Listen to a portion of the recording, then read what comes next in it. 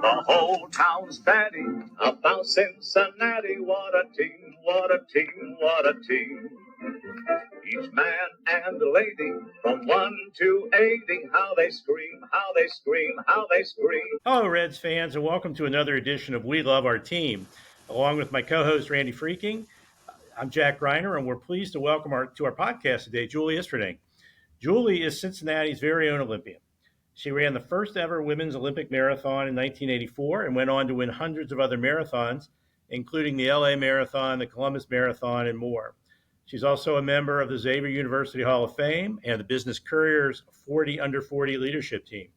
Julie owns her own consulting company, does radio segments on health for 700 WLW, writes and speaks to groups all over the country on how to lead an Olympic life. Julie, welcome to We Love Our Team. Oh, I love being on your show. Thank you.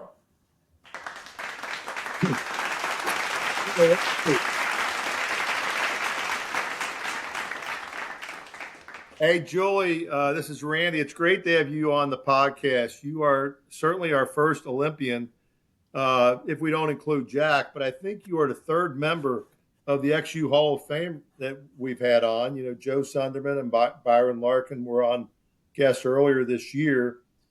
But, you know, we've all heard your name in Cincinnati. You know, Cincinnatians are very familiar with you. But can you tell us a little bit about your story, what part of town you grew up in, where you went to high school, of course, things like that? That's such a Cincinnati question, Randy. And yes, I am a Cincinnatian from the bottom of my heart. I grew up in the Mount Lookout area and went to Cardinal Pacelli, little Catholic grade school right in Mount Lookout. I went to Ursuline Academy for high school, and then moved on to Xavier University. So stayed very close. I'm a home person, true and true. The only time I really left Cincinnati, other than racing all over the world, was I trained in Orlando, Florida for the Olympics for 2 years. So it's the only time I left. Yeah. And typical girl growing up in Cincinnati, did all the Cincinnati things, from Reds games to football games. I played soccer. I was on a swim team, all the things you do as a kid. And like we say, and all three of us know, just growing up in Cincinnati is like the easy life. It's a wonderful place to live and grow up and work and play. Yeah. Mm-hmm. Well, I've got a wife who's an Ursuline grad and two daughters who are Ursuline grads. So, I'm very familiar with the Ursuline way. Randy, did you have a daughter? Were your daughters? Jack, I've just got a daughter and a sister that went to Ursuline. Now, I only had one sister. Oh. I did have three daughters. Only one out of three went to Ursuline. But, okay, 2 out of 4. All right. We're a very, let's see, I'm trying to think. You're our second Ursuline person because I think we had Annie Sabo on the podcast. So, you're representing Xavier, representing Ursuline, and our podcast is a broad net. You know, but it sounds like it would be fair to call you a lifelong Reds fan. You were born in a pennant-winning year. Are you aware of that? Well, kind of. After you sent me the little script, I was very aware of it. But you guys really made me think, sent me a little preliminary things about the Reds. My most memorable Reds game, my grandma loved the Reds more than life itself, and she took us as young kids to our first opening game. And so we fell in love with the Reds right away. It was a grandma thing. Yeah. And just the best experience ever. I mean, can you imagine? We were so little and we got to go to our first Reds game and it was opening day. Wow. So we thought all games were like opening day. So, it's like the next game I went to, I'm like, well, where are all the people? Because, every game is not opening day. Right. So, yeah, I have gone to Reds games and still go to Reds games. Of course I do. And it's so funny.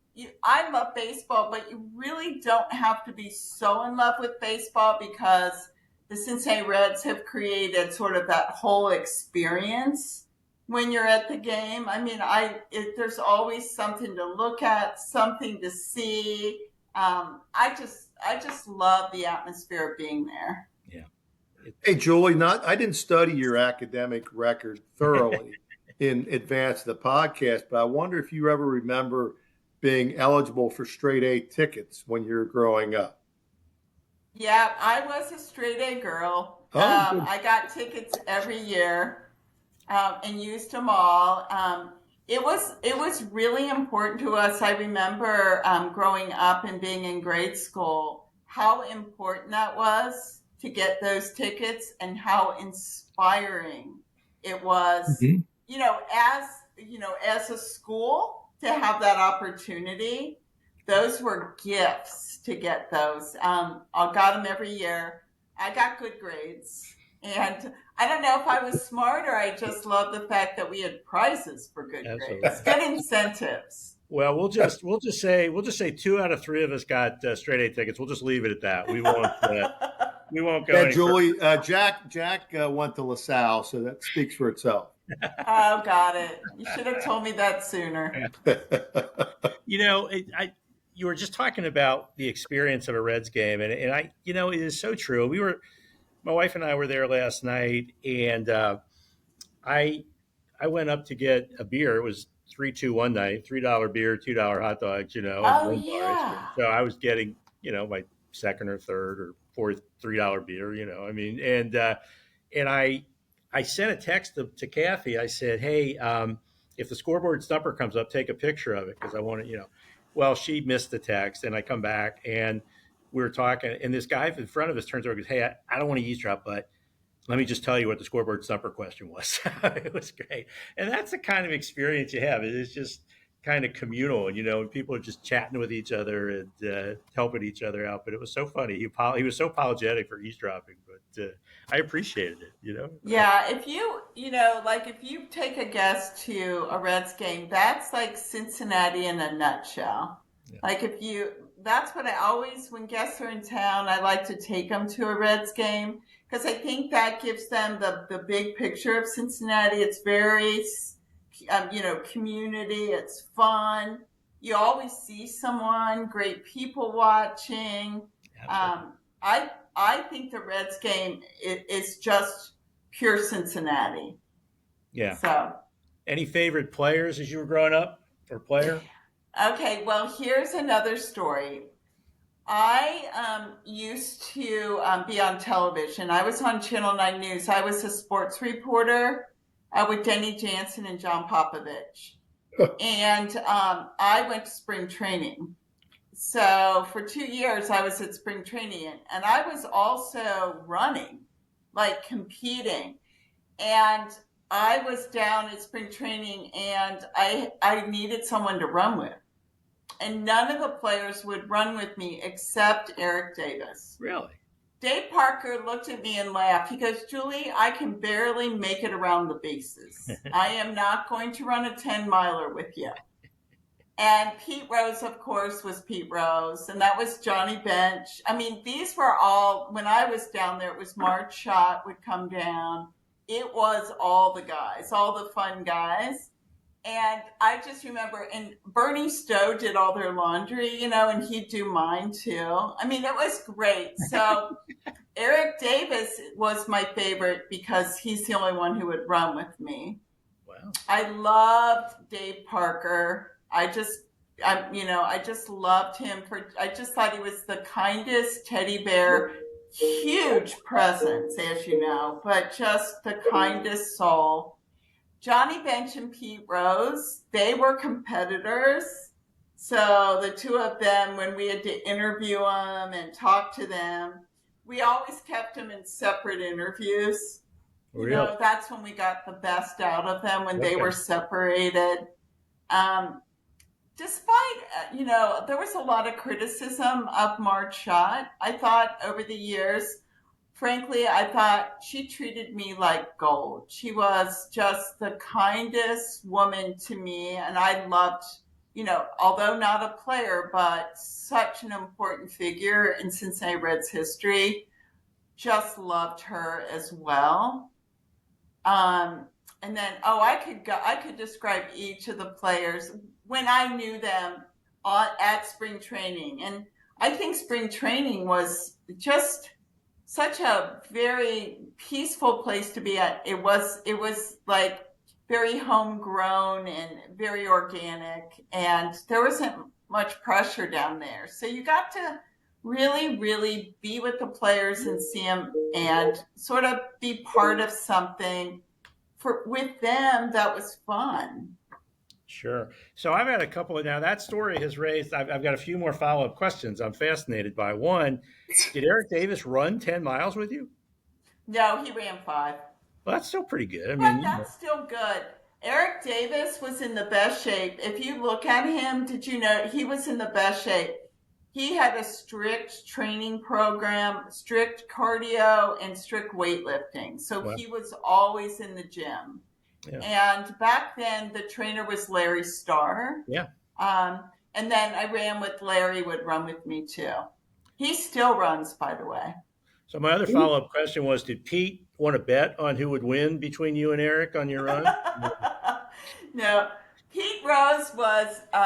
I really liked Pete Rose. He was a tough interview. Like I had to do live shots with him for down on the field.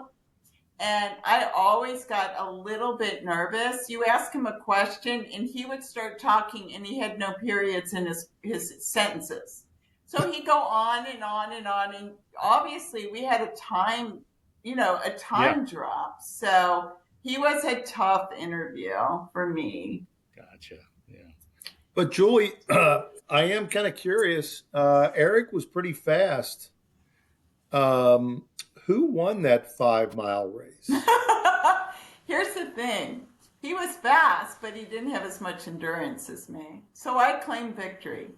So okay, that's fair. I think that's probably right. He was good. He might have beat you.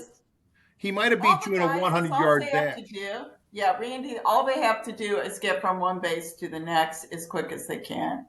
Mm-hmm. And me, I was training for another marathon. I think that year was the Boston Marathon when I was down there. I can't remember, but you're running 15 miles at least a day. So it's pretty high mileage. Any just growing up, are there any Reds moments where you can sort of remember where you were when it happened? I mean, just a lot of people, Eric Davis's home run in the 1990 World Series, or Johnny Bench's 72 when he hit one in the playoffs. Just a moment in time. Well, here's the day before when Pete Rose, when he hit 4192. Yeah. I was there the night before when he did 4191 because I had to work for Channel 9 and we thought he would get it that night. So we sent all the troops down. So I was there that night and he didn't do it. So I was in the press box and I didn't go the next night because I was off. And I should have gone. So that's one of my most memorable when I was there the day before he did his. And I think the other memorable time, I threw out the first pitch one year, and I took my brother-in-law and his 3 kids, and we were on the field. So that was such an honor for so many reasons. I, got to throw out the first pitch. Then I was also with my brother-in-law and my 2 nephews and nieces, and they were still under 8. So seeing them on the field and being able to give them that gift of sort of being there, and that's the ticket I saved. If how we save tickets, yeah. I went upstairs and I found that ticket, and I'm like, that was the game, the most memorable game. But it's such a broad question because if you start thinking about it, all of a sudden, like I'll be laying in bed last night thinking, but what about that game and what about that? But definitely throwing out the first pitch and then being there the night before Pete Rose did his thing. Julie, how about, did you ever play baseball or softball as a kid growing up? I did. I played all the sports. I mean, that's what you did in grade school. Unlike now, I think kids specialize very, very early. But I played softball in grade school, soccer. We swam on swim teams. I played tennis, and tennis became my true sport when I moved on to high school and college. Um, but I did most all the sports, that we do growing up as kids, fun and, dad coaches the team and mom brings the snacks, all the casual sports. Exactly. So when you played softball, did you imitate any of the Reds? Like, did you get down the crouch imitating Pete or flap your arm like Joe Morgan or anything like that? I was lucky to get a hit, you guys. I didn't do any of that stuff. Okay. I just hit the ball, throw the ball, catch the ball. That's about it. That sounds like Tony Perez. Hit the ball. Yeah. See the ball, hit the ball. Hit the ball. That's right. Oh, you're right. Yeah. The reason I didn't like softball as much, I like real busy sports, soccer, running, tennis. I like the movement. I didn't really like the softball as much. You get these one moments to do well. I don't know. I found it a little bit intimidating. Yeah. I think it's a hard sport I coach my kids in soccer and basketball and baseball.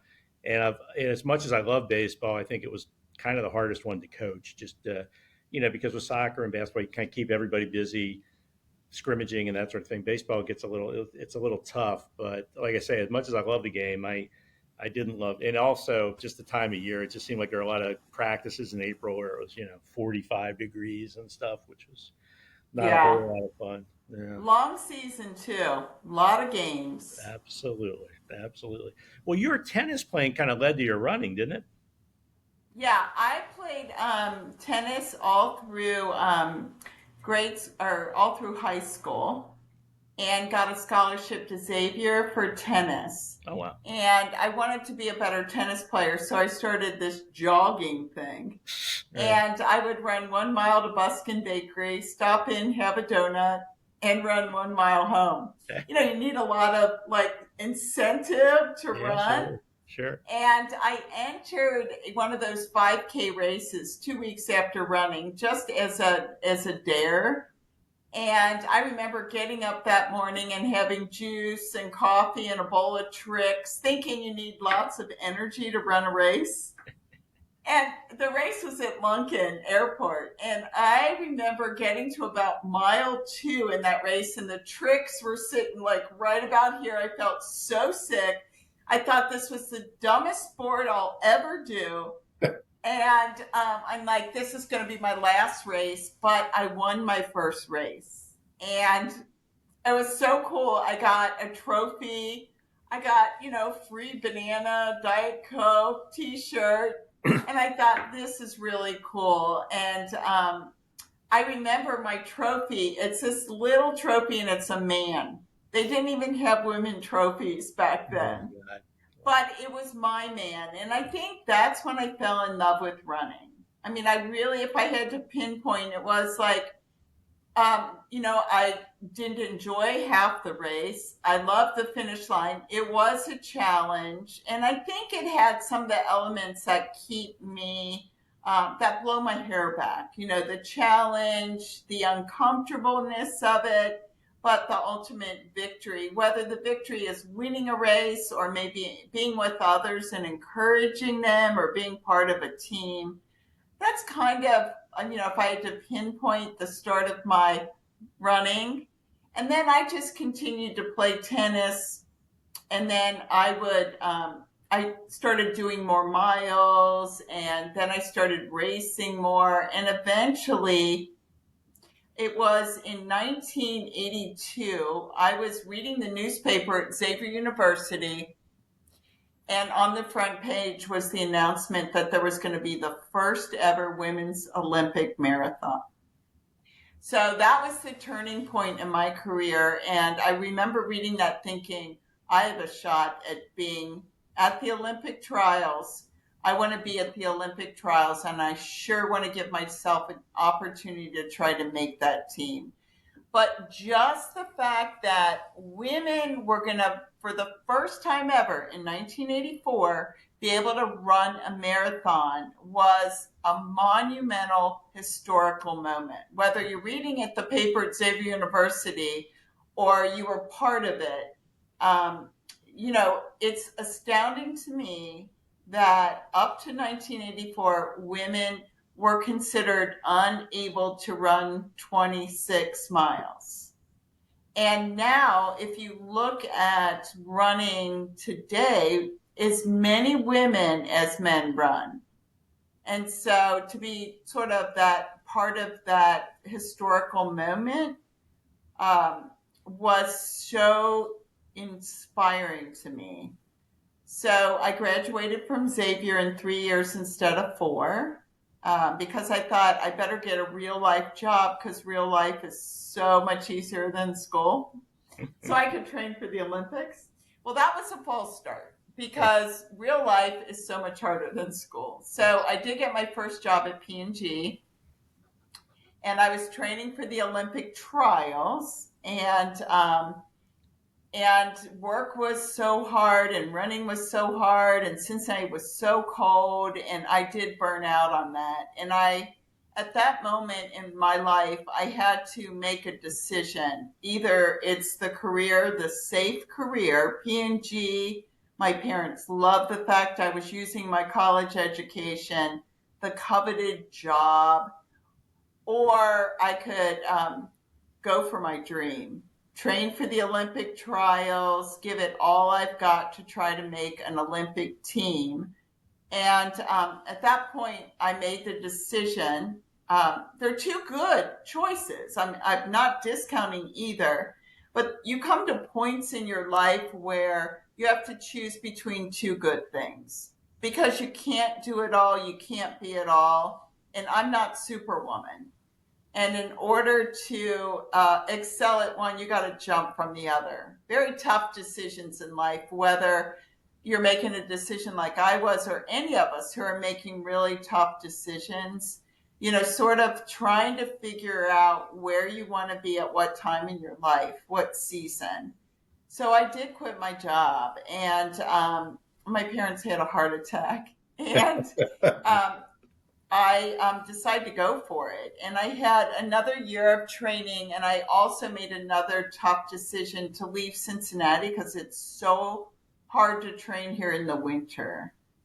And I moved to Orlando, Florida. The only reason I moved there is I had an acquaintance down there. I called her. Her name was Judy, and asked her if she'd help me find an apartment in Florida. And coincidentally, she said, no, absolutely not. You're going to come stay with us. I want to take care of you. And I want to be part of your dream. And you come down here, we'll house you and feed you and be part of this. And it's funny, you guys, I do a lot of keynote speaking, especially to children, teenagers, and that asking for help, that family was willing to help me.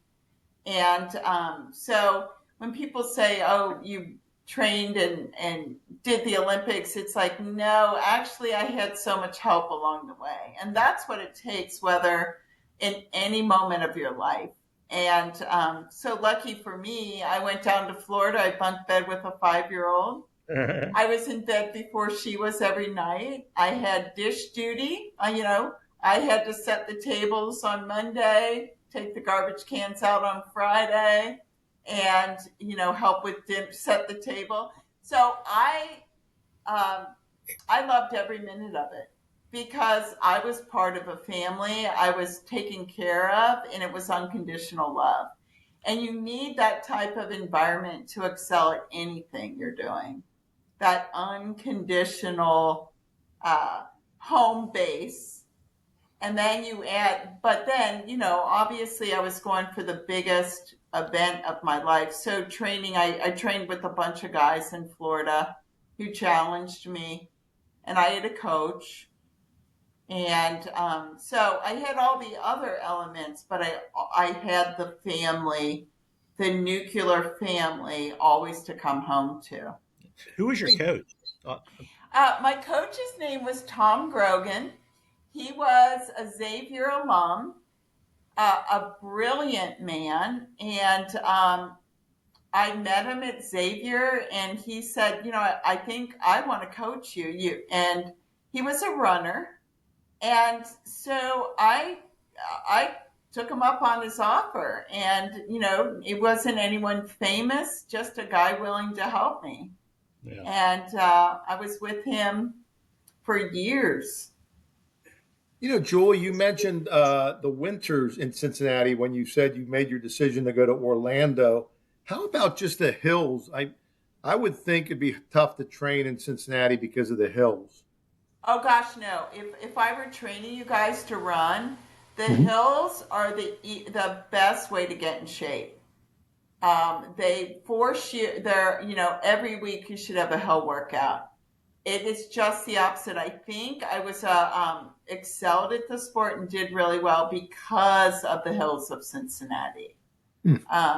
It's funny, in Orlando, it's pretty flat. So to do hill workouts, we would have to drive to a different part of Florida to get hills. Yeah. Yeah, that's the thing. I'll tell you, I ran the first 3 Flying Pig marathons, and living in Hyde Park, it's pretty. You can find plenty of hills, which is. Oh yeah, we had a workout in Mount Adams that made me sick. It was so hard. Yeah. Monastery and Hill Street and Park, and that hill behind the conservatory. Yeah.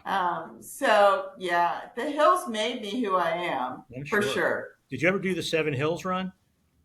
Oh yeah, I've done that one. That was years ago. I've done that a few times. So I'm old now, so I have to, it's kind of like, oh yeah, I did that when I was 20, about 40 years ago. I know, isn't that terrible? No, Randy, the 7 Hills run was something I think that the Elder cross country team came up with, and literally you ran up 7 hills, right? I mean, I never did it. I was going to one year, and something came up, but Ravine Street is one of the hills, right? And right. Yeah, it was a tough one. Fun, but hard. Yeah, that's not easy. That's not easy. Well, tell us about the Olympic trials. You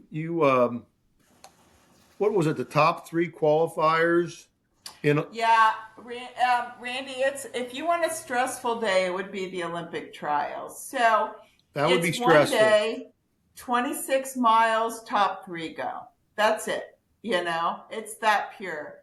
There were 226 women who had qualified to be there. You had to meet time standards to even stand on the starting line. We each had race bibs, and the race bib was literally what we were seated. And my number was 42. So do the quick and easy math on that one. Very far away from 3. So nobody knew who I was or even cared. But I cared. So I had written on my arm in a Sharpie each mile and what I wanted to hit each mile at. They didn't have those really cool watches we have now.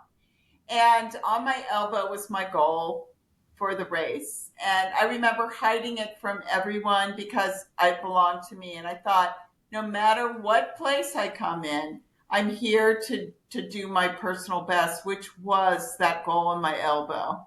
As weird as all that sounds. So I was just going to run my race. And of course, I had worked with my coach on that and figured from my training, what it would be. So anyway, the gun goes off and everyone takes off. And I went out at my steady pace. At mile 10, I looked at the watch. It said 56, or the clock. They had clocks every mile. It said 56 minutes and 27 seconds. Right at my arm, I'm like right on schedule. One problem. There was a guy in the crowd screaming, "You look good, you look good, you're in 23rd place." And I thought, 23rd place. Nowhere near the top 3. And I said to myself, self, you have 3 decisions right here and now. You can quit. No one's going to remember that Julie Isphording from Cincinnati or whatever her name is. you could speed up, which I'm capable of doing, but in a marathon, if you speed up, you blow up. And then you don't build cushions in marathons. And then my third choice was to keep on keeping on. And of course, I decided to keep on keeping on. And how many times in your life have you been at that situation where you're just so tired and you're just frustrated and there's no hope, and you keep on keeping on and you're proud of it? So I did, and I passed a few more women, and I can't remember mile 20 to 25 at all. I passed one more woman at mile 25, have no idea what place I'm in. No idea. We didn't have like people next to us or anything. So I remember coming down the finish line, and the crowds are going crazy. There were crowds there in bleachers, and I thought, well, isn't this nice? I'm coming in, seventh or eighth place, and everyone's so proud of me. And I'm smiling because, first of all, you guys, I'm almost done with 26 miles. Yeah. Okay? You're just happy to be on the finish line. And it was just neat because also I knew I was going to hit my personal goal. In fact, it was the best race I had ever run, and I was going to hit that time. I was 100 yards from the finish line, and I hear my dad scream out, "You're in third place. You're Wow. my Olympian." And because he was in the front row coming down the final 100 yards. And I still get chills thinking about this because, to have my parents there, and then I was in third place. But you think about it, I ran for 2.5 hours and only enjoyed 10 seconds of that race. But that was the best 10 seconds ever. And it's when the world stands still, like everything goes into slow motion, and you realize at that very moment in time, you are so present, and you realize it's going to happen. Yeah. Everything you'd worked on up to that moment was going to come true. And for those 10 seconds, I can picture them in my mind still. I felt like I was floating to the finish line. And my arms were in the air, and I did the finish line pose, and it was unbelievable, that feeling. Of course, then you're pulled over, you have to do drug testing, you have all your press interviews, you have to, you get presented with your Olympic shirt. But that moment of stillness, it was all my own.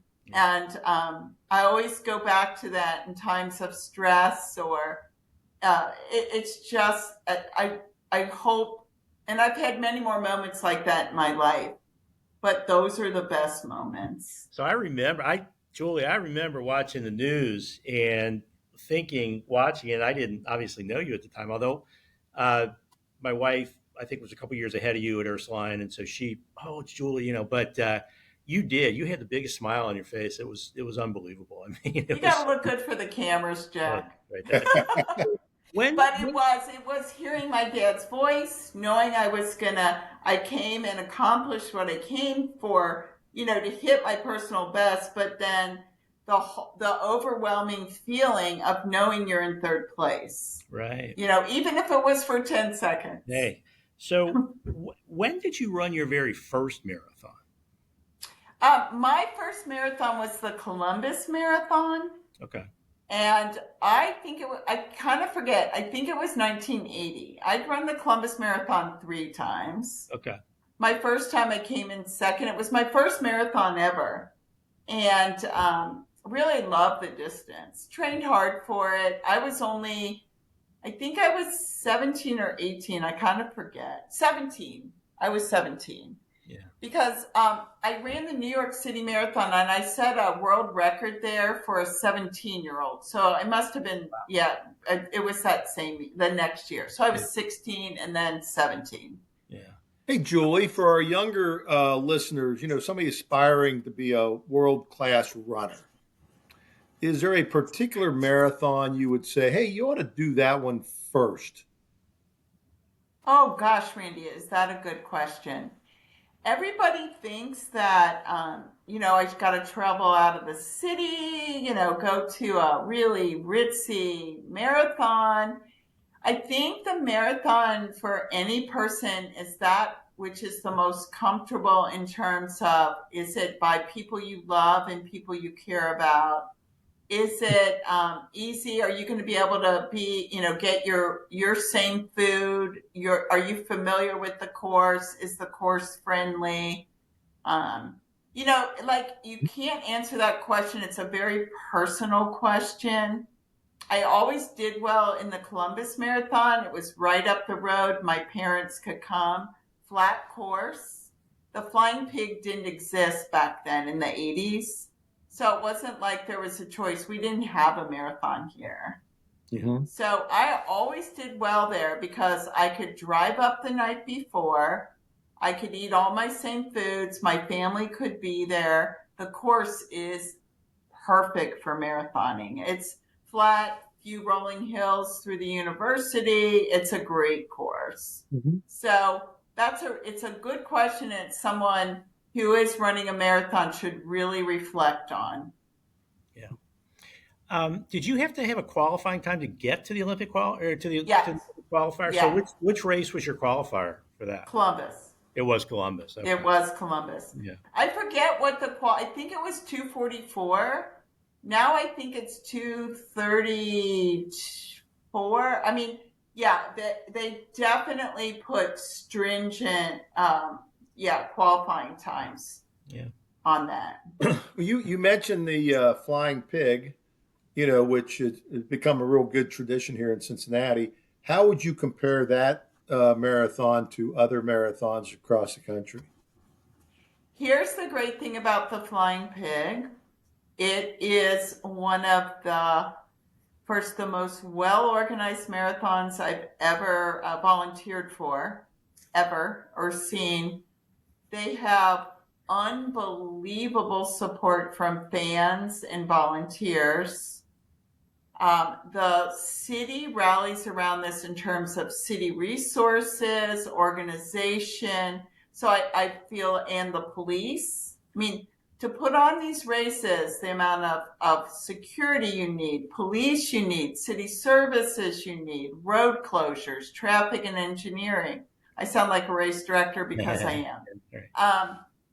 The other great thing about it is the corporate support, the sponsors who, the P&Gs, those, like, it has every element of greatness about it, and probably one of the best in the country, and at least the top 5. If you look at mid-sized towns, I don't think it's fair to compare the Flying Pig to like Boston, New York, Chicago. I mean, that's not what you're looking for. The Pig creates this unbelievable community around it. Yeah, it is one of the finest races in the United States. And who came up with the name? The Flying Pig, Bob Coughlin.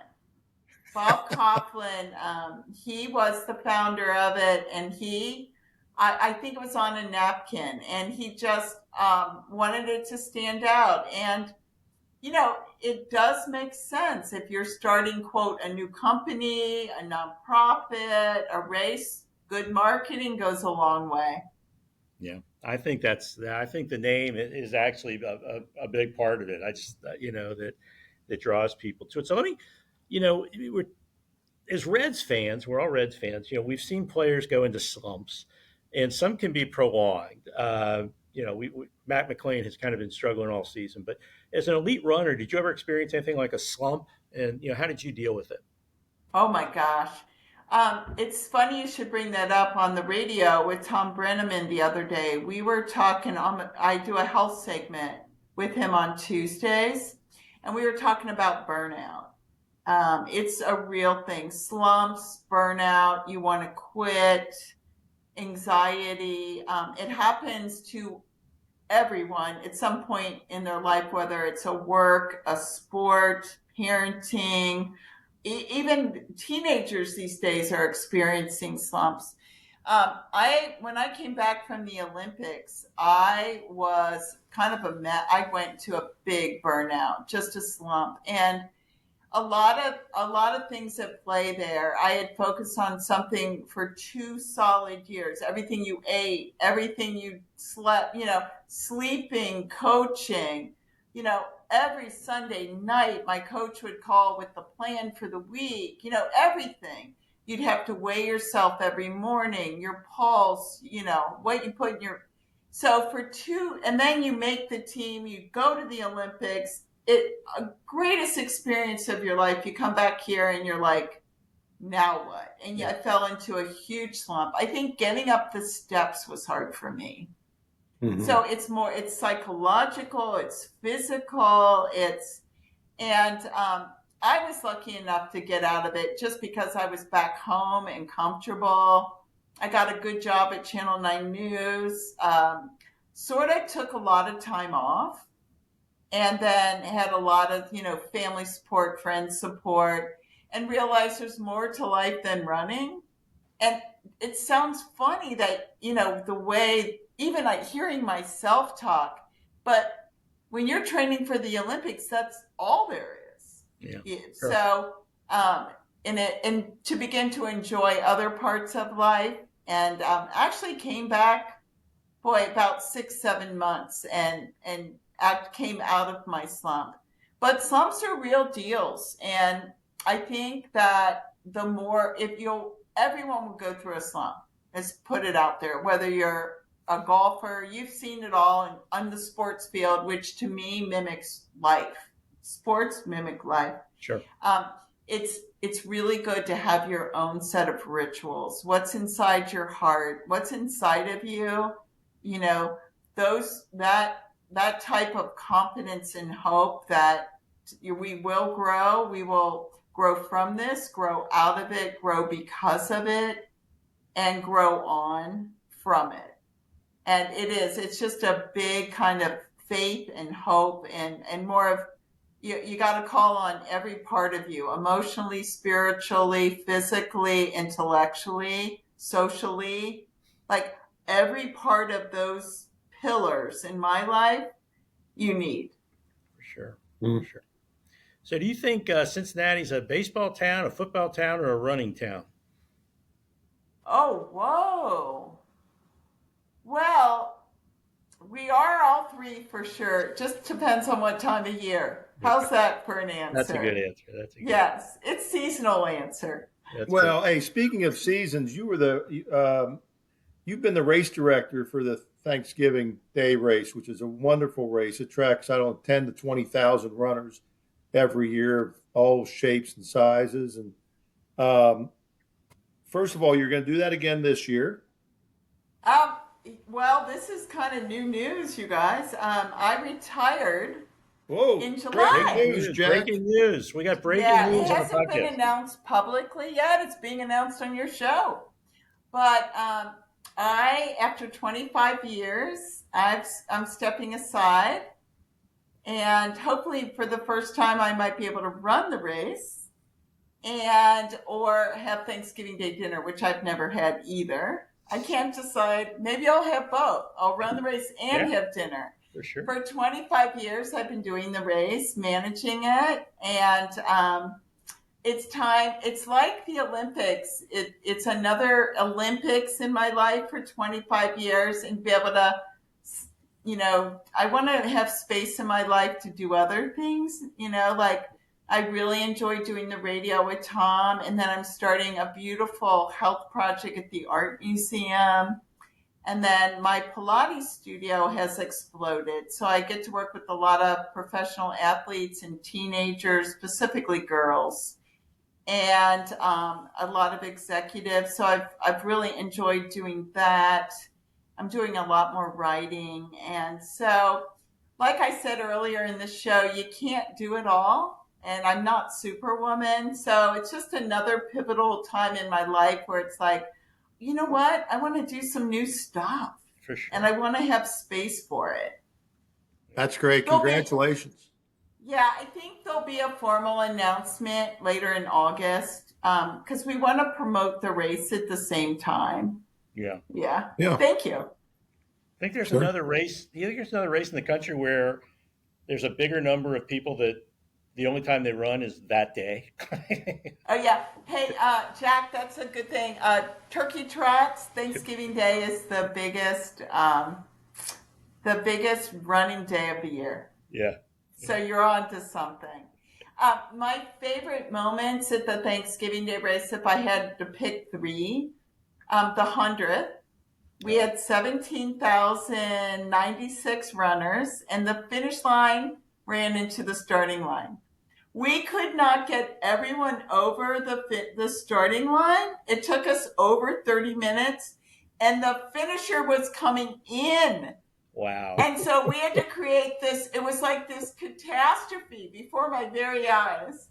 So we had to create this big, like we were literally had a human chain, and we were trying to direct the winner and scream at the starters like to move over.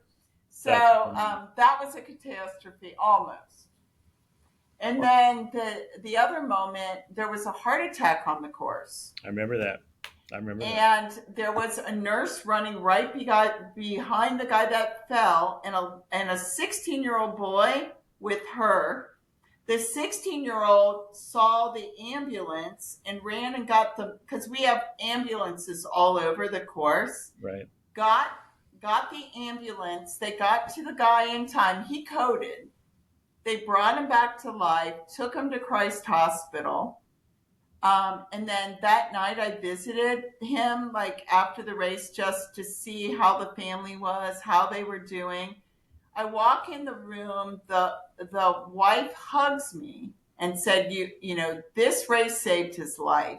Wow. Because he had to have a quadruple bypass, and he could have coded anywhere, in their house, in their driveway, at work. And there wouldn't have been time to save him because there wouldn't have been an ambulance 5 seconds away and a generous 16-year-old with the wherewithal to get help. Wow. That was a cool one. And then, is that the end of our show? Hey, Julie, it's that time. It's fiddling around with his laptop, you know. It's that time in the show, Julie. We got to put you on to the spot with some tough questions. It's been soft. It's been softball so far. Now we're going tough. Okay. And I'm going to start. Skyline or Gold Star? Oh, okay. It's really my mom's chili. It's neither. There you go. Fair enough. Is that fair? Because we were raised growing up with chili that was ground beef, tomato sauce, onions, and kidney beans. Yep. Okay. With my oyster crackers in it. So I am so sorry, but my mom gets all the credit for that answer. Well, you know, it's funny you say that because my friend Ron Major referred to Skyline chili last week as meat sauce. He says, "Will you put some of that meat sauce on my spaghetti?" And I'm like, "What are you talking about?" That's Jack, what's the next question? The next question is graders or UDF? UDF for sure. Really? For sure. My favorite thing at UDF, chocolate milkshakes, big treat, have them all the time. Gotta have UDF. Love their homemade ice cream. If I'm not at UDF buying it, I buy it at Kroger. Good for you. Yeah. Peach is the best. It's that time of year. I know every flavor. I've had every flavor. Okay, favorite pizza? La Rosa's, for sure. You are a Raised Cincinnati on La girl. Rosa's, dream of La Rosa's, love La Rosa's. You are a Cincinnati girl. Okay, here we go. You can only choose one, Julie. All right. Reds World Series championship, Bengals Super Bowl championship, or Muskie Hoops winning the NCAA. It was the Bengals for sure. Really? Okay. Yeah. Nice. Yeah. Was that because? I was just Is that because really it's never involved happened? I was good friends with like Chris Collinsworth, the team. Like I remember in the Hart Mini Marathon one year, I got to start first, and the lead vehicle was driven by Chris Collinsworth and Boomer Esiason. I won that race only because I was chasing two really cool dudes. So anyway, so I'm more with that. That's a personal thing. All right. Well, we all have our motivation. It's funny as we're talking to thinking about just some of the, I mean, besides the Flying Pig, I mean, the Thanksgiving Day race is great. The Hart Mini Marathon, what a interesting course that is. Just to run up and down the Columbia Parkway and then that killer run. Although the little run up Torrance is tough, but I maintain that Columbia Parkway is a bigger hill coming back than you realize. That stretch right at the end. I had some tough runs up that one.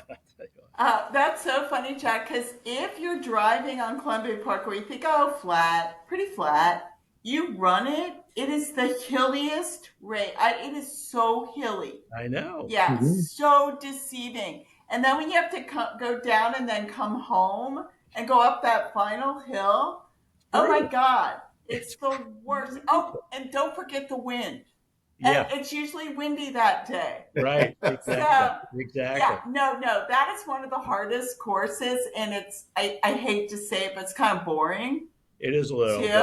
There's not much to look at. There's no neighborhoods to go through. Right. You can't have a lot of fans on Columbia Parkway. True. Yeah. But you're right. That I had that exact thought was, my God, I've driven this. I didn't realize this hill is killing me. It's interesting because like I've run Boston Marathon a few times. Before the race, we would go look at the course. So you knew exactly like where the hills were and stuff. So, and Boston is so hilly, mostly downhill. But like when you do Columbia Parkway and you're driving it, you really don't realize the undulation. Yeah. Mm-hmm. Well, hey, Julie, we thank you. We have taken up a lot of your time. This has been great. It's flown by, and faster than Julie Isphording running a marathon, I think. Oh, you guys are terrific. Hey, I'm really honored to be here. And anytime you want to talk about Cincinnati with me, hey, call me up. We can talk forever. We've lived here forever, and we've fallen in love, and the conversation never ends. Absolutely. Well, hey, Julie, thank you very much. Hang with us for a second, okay? Okay. Give it up for Julie Isphording. God bless Julie Isphording. One of the great living Cincinnatians. Wow. Okay. Settle down. Settle down. Hard to control this audience sometimes, Julie. It's unbelievable. The whole town's batting about Cincinnati. What a team, what a team, what a team. Each man and lady from 1 to 80, how they scream, how they scream, how they scream.